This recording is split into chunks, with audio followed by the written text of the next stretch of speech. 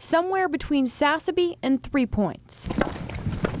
With 50 pounds of survival gear on his back, blisters on his feet, Mark Haynes walks up to 25 miles a day. What I try to do is to take the trail or the road that is the closest to the border. And so lots of times last night I slept about 300 or 400 yards from the border.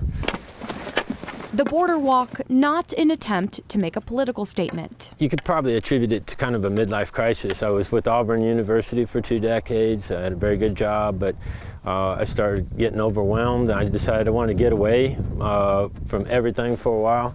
I looked at maps of cell phone coverage, and West Texas was a big hole.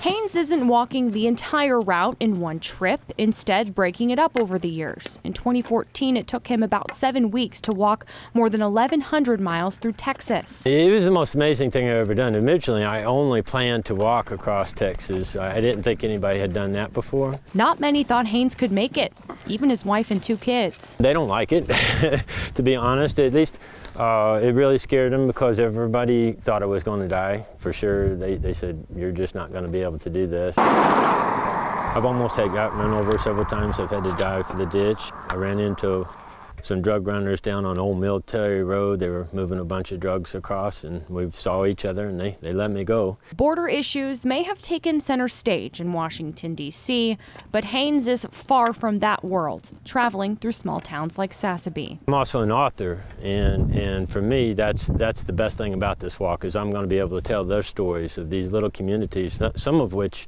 may be on their last generation. Whitney Clark, KGUN 9, on your side. What a story. Yeah, weather-wise, it's a decent time to walk before it gets too hot, Aaron.